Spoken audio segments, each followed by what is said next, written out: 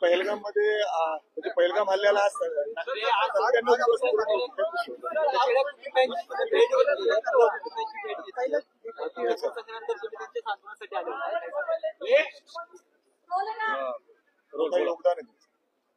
लोकमान्य बाळ गंगाधर टिळक यांचे बंधू डॉक्टर दीपक टिळक यांचं दुःखद निधन झालं आणि ही अतिशय दुःखद घटना आमच्या सर्वांसाठीच आहे आणि त्यांच्या दुःखामध्ये आम्ही सहभागी आहोत. डॉक्टर दीपक टिळक यांना मी भावपूर्ण श्रद्धांजली अर्पित करतो.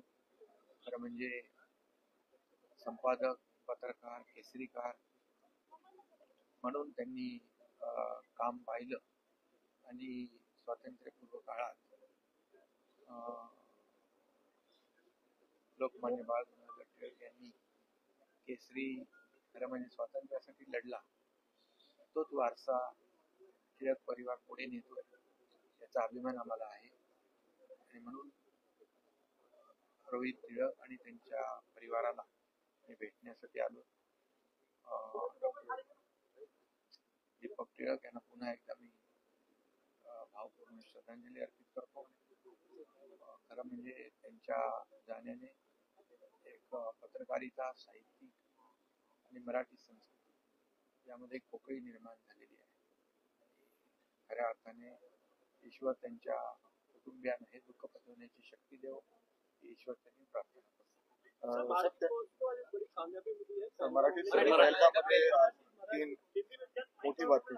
पहलगाम मध्ये जे आपल्या लाडक्या बहिणींचं कुंकू पुसण्याचं पाप ज्या आतंकवाद्यांनी केलं होतं आणि ऑपरेशन सिंदूरच्या माध्यमातून देशाचे प्रधानमंत्री नरेंद्र मोदीजी आणि आपलं भारतीय सैन्य दल यांनी पाकिस्तानला जशास तसं उत्तर दिलं. ईट का जवाब पत्थर से, खून का बदला खून से, आणि म्हणाले होते की गोली का जवाब मिसाइल से देंगे तो गोलों से देंगे.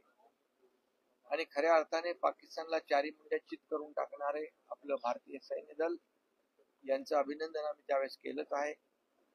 आणि आज सर्व तमाम भारतीयांची, भारतवासियांची इच्छा होती की जे काही ज्यांनी पहलगाम मध्ये आपल्या लाडक्या बहिणींचं कुंकू पुसण्याचं पाप केले त्यांना देखील यमसदनी पाठवलं पाहिजे, ठार केलं पाहिजे. आज पहलगाम मधले आतंकवादी भारतीय सैन्य दलाने मारले अशी बातमी आलेली आहे. त्याच्यामुळे हसीम मुसा आणि इतर जे कोणी लोक आहेत त्यांना ठार केलंय. ही खरं म्हणजे भारतीय सैन्य दलाची अभिनंदनीय कामगिरी आहे. आणि रविवारी आदरणीय देशाचे प्रधानमंत्री मोदी जी म्हणाले होते, अब किसी भी दुनिया के कोने में भारत का शत्रु जीवित नहीं रहेगा. आणि खऱ्या अर्थाने आज तमाम भारतवासियांच्या मनामधली जी खतखत होती की हे आतंकवादी मारले गेले पाहिजे आणि ते आतंकवादी आज आपल्या भारतीय सैन्याने त्यांना ठार केलंय. भारतीय सैन्य दलाचं जेवढं कौतुक करावं तेवढं थोडं आहे. सीमेवर लढणारे जवान आणि त्या सगळ्या लष्कराचं मनापासून मी अभिनंदन करतो. ऑपरेशन सिंदूरचंही अभिनंदन करतो. आणि मला वाटतं हे ऑपरेशन महादेव आज खऱ्या अर्थाने यशस्वी झालं. आणि म्हणून मी पुन्हा एकदा देशाचे प्रधानमंत्री नरेंद्र मोदीजी आणि भारतीय सैन्य दल यांचं अभिनंदन करतो.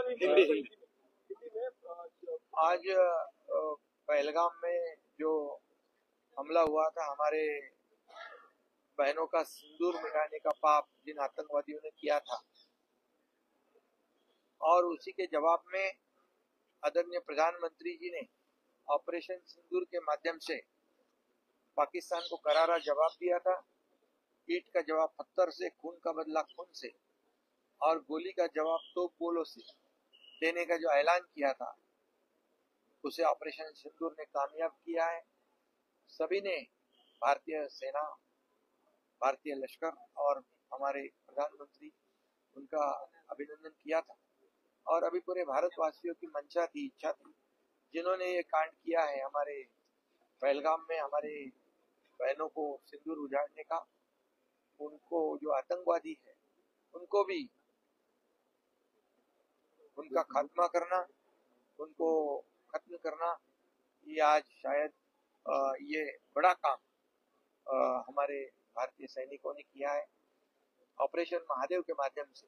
इसलिए मैं भारतीय सेना का अभिनंदन करता हूँ और उनके शौर्य का गौरव भी करता हूँ। और ये हमारे पूरे भारतवासियों के लिए अभिमान की बात है, फख्र की बात है, गर्व की बात है। और इसलिए मैं देश के प्रधानमंत्री नरेंद्र मोदी जी का भी अभिनंदन करता हूँ, क्योंकि उन्होंने पाकिस्तान को सही जवाब दिया है, करारा जवाब दिया है। और उन्होंने कहा था कि भारत का शत्रु दुनिया के कोई भी कोने में जीवित नहीं रहेगा। यह आज साबित हुआ है। और इसलिए भारत के ऊपर आंख उठाने की हिम्मत पाकिस्तान न करे, ऐसा करारा जवाब हमारे भारतीय सेना ने दिया है।